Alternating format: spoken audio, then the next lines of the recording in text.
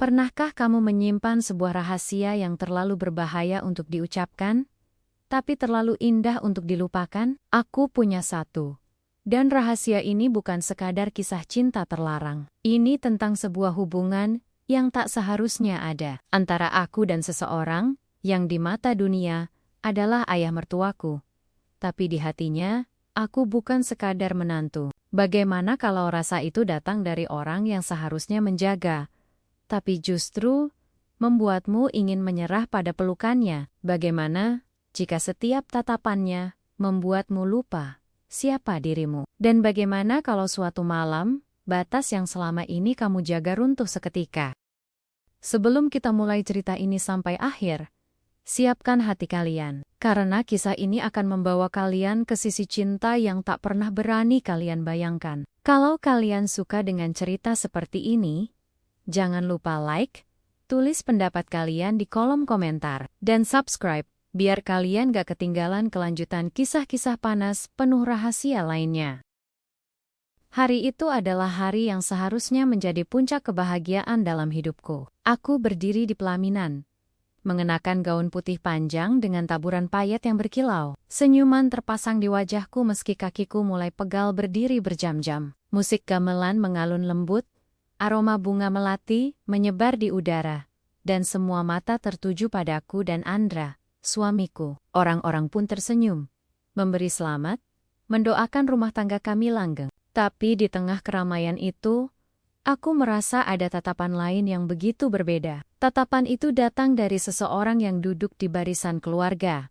Hardy, ayah mertua yang baru pertama kali benar-benar kuperhatikan hari ini. Aku tak tahu kenapa, tapi tatapannya terasa begitu menusuk. Bukan tatapan biasa seorang ayah yang bangga pada menantunya. Ada sesuatu di sana, sejenis ketertarikan yang sulit kujelaskan. Pandangan matanya tidak tergesa-gesa, tidak menghindar, justru seperti sedang mempelajari setiap detail wajahku. Aku berusaha mengalihkan pandangan, tapi entah mengapa tatapan itu seolah menarikku kembali. Dalam hati aku menegur diriku sendiri.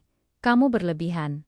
Dia hanya ayah mertua. Tapi rasa hangat aneh yang muncul di dadaku membuatku tak bisa membohongi diri sendiri. Hardy adalah sosok pria yang memancarkan wibawa tanpa perlu berusaha keras. Usianya mungkin hampir 50, tapi tubuhnya tegap, kulitnya sawo matang, dan sorot matanya tajam, namun penuh kendali. Dia bukan tipe pria yang banyak bicara, tapi setiap kali ia membuka mulut, semua orang mendengarkan. Senyumnya begitu ramah. Tapi entah kenapa aku bisa merasakan bahwa di balik ketenangannya, ada sisi lain yang lebih dalam. Mungkin juga lebih berbahaya. Dan aku membenci diriku karena menyadari semua itu di hari pernikahanku sendiri. Malam harinya setelah pesta usai, aku membantu beberapa orang keluarga membersihkan ruang tamu. Sebagian besar tamu sudah pulang. Tinggal suara piring beradu di dapur dan tawa pelan dari orang-orang yang masih mengobrol. Saat aku merapikan meja, Hardy masuk perlahan, langkahnya tenang, namun mantap. Kamu cepat sekali beresinnya, katanya sambil menyunggingkan senyum tipis. Suaranya dalam dan hangat, membuat bulu kudukku meremang entah karena gugup atau karena sesuatu yang lain. Aku tersenyum kecil, mencoba bersikap wajar, tapi jantungku berdebar tak terkendali. Saat dia mengambil gelas dari tanganku, jemarinya bersentuhan dengan kulitku. Sentuhan itu singkat, terlalu singkat untuk disebut tidak sengaja, tapi cukup lama untuk meninggalkan kesan yang membakar. Mataku terangkat menatapnya, dan aku mendapati tatapannya begitu dekat. Tidak ada kata-kata yang keluar, tapi seolah-olah ada percakapan sunyi di antara kami. Detik itu juga aku sadar, hubungan ini tidak akan pernah sama seperti hubungan menantu dan ayah mertua pada umumnya. Ada sesuatu yang sedang dimulai, sesuatu yang aku takutkan, tapi bagian terdalam dari diriku tidak menolaknya. Sejak malam itu, aku mulai menyadari betapa seringnya Hardy mencari cara untuk berdekatan denganku. Bukan dalam bentuk yang mencolok, tapi lewat momen-momen kecil yang entah kenapa terasa begitu intens. Saat aku sedang di dapur, dia tiba-tiba muncul untuk mencari air minum, padahal dispenser ada di ruang sebelah. Saat aku sedang melipat cucian, dia lewat dengan langkah pelan, cukup dekat hingga aroma parfumnya yang maskulin menusuk indraku. Semua interaksi itu tampak wajar bagi orang lain. Tapi di mataku, setiap geraknya seperti sinyal yang ingin kubaca lebih dalam. Tatapan matanya selalu punya cerita. Ada kalanya ia menatapku lama-lama, seakan ingin melihat reaksi wajahku. Di kesempatan lain tatapannya lebih singkat, tapi meninggalkan tanda tanya di benakku sepanjang hari. Aku berusaha meyakinkan diriku bahwa semua ini hanya kebetulan, bahwa aku hanya terlalu peka karena situasi baru di keluarga ini. Namun setiap kali dia hadir, aku tak bisa memungkiri bahwa debar di dadaku bukan kebetulan. Puncaknya terjadi suatu sore, ketika semua orang sedang berada di ruang keluarga, menonton televisi, dan aku masuk ke dapur untuk menyiapkan teh. Tanpa aku sadari, Hardy ikut masuk. Dia berdiri di belakangku, cukup dekat, hingga aku bisa merasakan panas tubuhnya menembus jarak tipis di antara kami. "Kamu butuh bantuan?" tanyanya pelan. Suaranya rendah hampir berbisik, tapi justru membuat bulu kudukku meremang. Aku menelan ludah dan pura-pura sibuk mengambil gula. Tapi gerakanku terasa kikuk. Saat aku menuang air panas, tangannya menyentuh punggung tanganku. Gerakan kecil, mungkin bisa dianggap kebetulan, tapi terlalu lama untuk disebut tanpa sengaja. Mataku membesarkan pupil secara refleks, dan aku menoleh. Tatapan kami bertemu. Hanya beberapa detik, tapi cukup untuk membuatku lupa bahwa di ruang sebelah, suamiku dan seluruh keluarga sedang bercengkrama. "Hati-hati nanti, airnya tumpah," katanya. Tapi matanya seolah mengatakan hal lain. Sebuah kalimat diam yang hanya kami berdua mengerti. Malam itu listrik rumah tiba-tiba padam karena hujan deras. Semua orang bergegas mengambil lilin dan lampu darurat. Andra suamiku sedang lembur di kantor. Jadi aku sendirian di rumah mertua bersama keluarga. Saat aku duduk di tempat tidur menunggu lampu menyala, pintu kamarku diketuk pelan. Hardy masuk sambil membawa lilin yang cahayanya menari di wajahnya. "Aku nggak mau kamu sendirian," ucapnya sambil meletakkan lilin di meja kecil. Ia lalu duduk di kursi di sudut kamar. Tapi jarak pandang kami begitu dekat. Cahaya temaram membuat garis rahangnya terlihat tegas. Matanya memantulkan cahaya lilin, seperti menyimpan sesuatu yang tak pernah ia ucapkan. Aku bisa merasakan kehadirannya memenuhi seluruh ruang. Kehangatan yang anehnya membuatku gugup sekaligus ingin. Sejak malam listrik padam itu, batas antara aku dan Hardy semakin kabur. Kami belum pernah melakukan sesuatu yang bisa dianggap salah secara nyata. Tapi setiap tatapan, setiap gestur kecil, seperti bermain-main di tepian jurang. Kami berdua seolah mengerti bahwa satu langkah lagi bisa membuat segalanya runtuh. Namun entah mengapa, tak ada yang benar-benar mundur. Tatapan mata yang terlalu lama, sapaan yang terdengar biasa tapi terasa berbeda, bahkan diam kami pun punya makna yang hanya kami berdua pahami. Aku mulai membenci caraku menunggu momen-momen di mana kami bisa sendirian. Seperti sore itu ketika semua orang pergi menghadiri arisan keluarga, hanya aku dan Hardy yang tinggal di rumah. Alasannya sederhana, aku sedang tidak enak badan, dan dia memilih untuk menemani agar rumah tidak kosong. Aku duduk di sofa, membungkus tubuhku dengan selimut tipis, mencoba fokus menonton acara televisi. Namun dari sudut mata, aku melihat Hardy duduk di kursi seberang. Matanya tertuju padaku, bukan pada layar TV. "Kamu kelihatan pucat. Apa kamu sedang sakit?" tanyanya pelan. Suaranya seperti suara yang sengaja ia simpan hanya untukku. Aku menggeleng, pura-pura tak peduli. Dia bangkit berjalan ke dapur, lalu kembali dengan segelas teh hangat. Saat menyerahkannya, jarinya menyentuh jemariku. Kali ini, aku tidak buru-buru menarik tangan. Sentuhan itu bertahan beberapa detik. Cukup lama untuk membuat udara di antara kami terasa berbeda. Tatapannya seolah menelusup ke dalam pikiranku.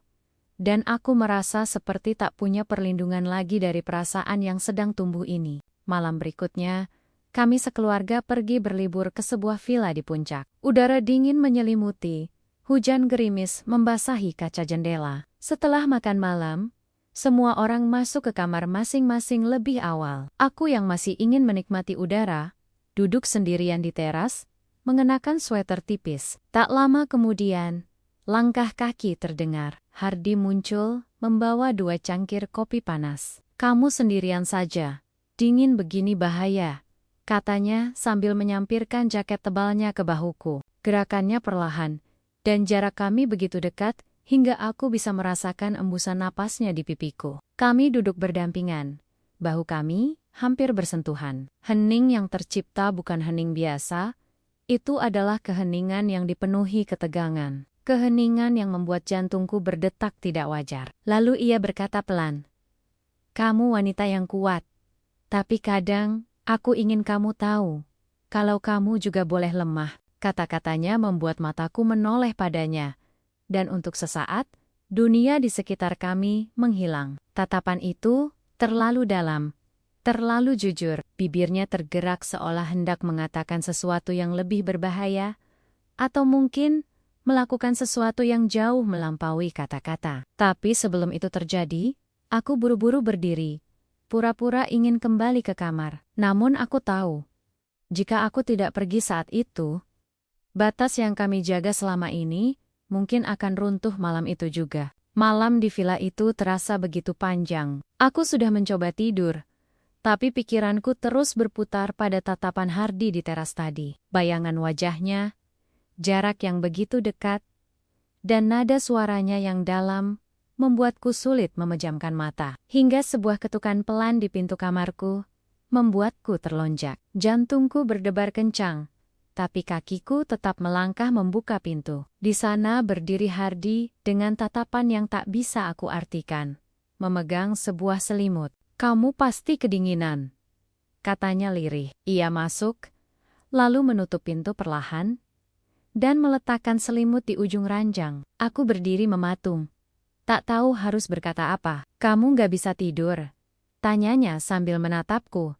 Tatapan itu menusuk jauh ke dalam, seperti mengupas semua pertahananku. Aku hanya menggeleng, lalu duduk di tepi ranjang. Hardi berjalan mendekat, lalu duduk di sampingku. Jarak kami sangat tipis, dan aku bisa merasakan panas tubuhnya menembus udara dingin yang memenuhi ruangan. Untuk beberapa detik, kami hanya saling diam. Lalu tangannya perlahan terangkat, menyibakkan rambut yang menutupi wajahku. Sentuhan jemarinya di pipiku membuat napasku tercekat. Aku tahu mungkin ini salah, tapi setiap hari aku berusaha mengabaikan perasaan ini, dan aku gagal. Kata-kata itu menghantamku seperti badai. Aku ingin membantah, ingin berkata bahwa kami harus berhenti, tapi mulutku tak bisa mengeluarkan suara. Dalam keheningan itu Hardi mendekat, dan aku tidak bergerak. Bibirnya menyentuh bibirku dengan lembut, hampir seperti bertanya, apakah aku akan menolaknya.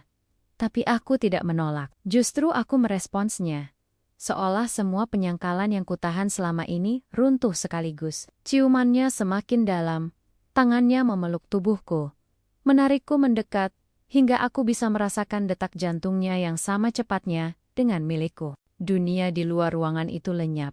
Hanya ada kami berdua, terperangkap dalam rasa yang terlarang, tapi begitu nyata. Malam itu, batas yang selama ini kami jaga runtuh sepenuhnya. Di setiap sentuhannya, setiap desahan adalah pengakuan bisu bahwa kami sudah menyeberangi garis yang tak seharusnya dilintasi. Aku tahu, aku akan menyesali ini. Aku tahu, kami sedang membangun bom waktu yang suatu hari akan meledak. Tapi di detik itu, rasa bersalah kalah oleh rasa yang membutakan. Kami pun hanyut mengabaikan semua alasan untuk berhenti, membiarkan diri terjerat dalam pelukan yang tak seharusnya terjadi. Namun terasa seperti satu-satunya tempat yang ingin aku berada. Pagi itu sinar matahari menembus tirai tipis kamar villa, membangunkanku dari tidur yang gelisah. Tubuhku masih terasa hangat, bukan hanya karena selimut, tapi karena sisa pelukan yang belum lama kulepaskan. Hardi tidak lagi di sisiku. Yang tertinggal hanyalah aroma parfumnya yang samar di udara, dan kenangan semalam yang menempel kuat di kulitku. Saat aku duduk di tepi ranjang, rasa bersalah mulai menyeruak, menyesakkan dada. Aku tahu, Apa yang kami lakukan telah mengubah segalanya. Sepanjang sarapan bersama keluarga, aku berusaha bersikap normal. Tawa, obrolan ringan, semua kulakoni seperti tak terjadi apa-apa. Tapi setiap kali mataku secara tak sengaja bertemu dengan Hardy, aku merasa darahku berdesir. Tatapannya tak lagi sama. Ada sesuatu yang tersembunyi di sana. Campuran rasa ingin memiliki, dan kesadaran akan dosa yang baru saja kami lakukan. Andra duduk di sebelahku, tak menyadari badai yang terjadi di antara aku dan ayahnya. Hari-hari berikutnya berjalan seperti di medan ranjau. Kami tak lagi berbicara banyak, seolah saling menjaga jarak demi meredam bara yang masih menyala.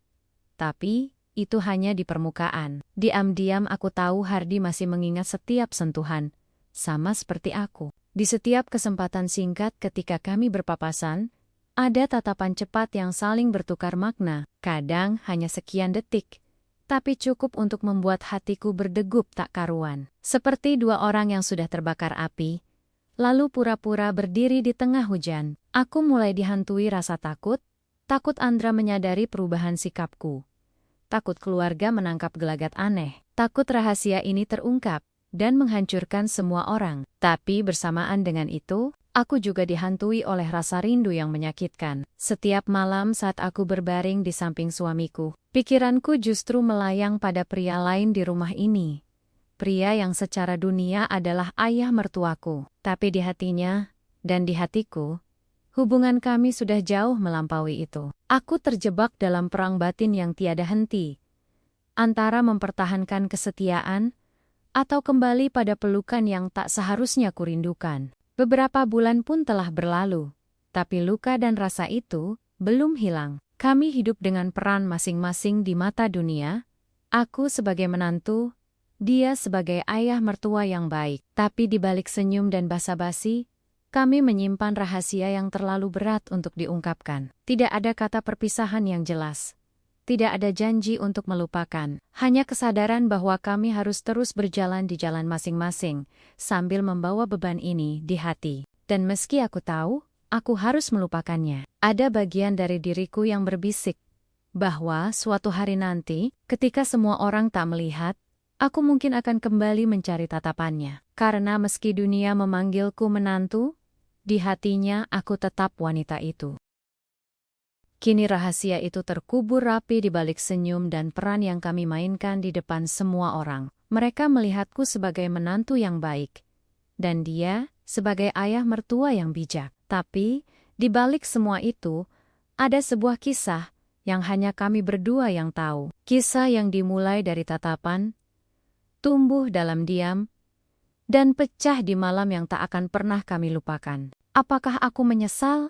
Ya, dan tidak. Apakah aku ingin melupakannya? Aku sudah mencoba, tapi setiap kali mata kami bertemu, aku tahu semua itu masih ada. Mungkin selamanya akan ada. Dan pertanyaannya sekarang, jika suatu hari tak ada lagi yang menghalangi, akankah kami mengulanginya? Kalau kamu ada di posisiku, apa yang akan kamu lakukan? Tinggalkan jawabanmu di kolom komentar. Jangan lupa like kalau kisah ini membuatmu terbawa emosi, dan subscribe untuk kisah berikutnya, yang mungkin lebih panas, lebih berani, dan lebih mengguncang hati.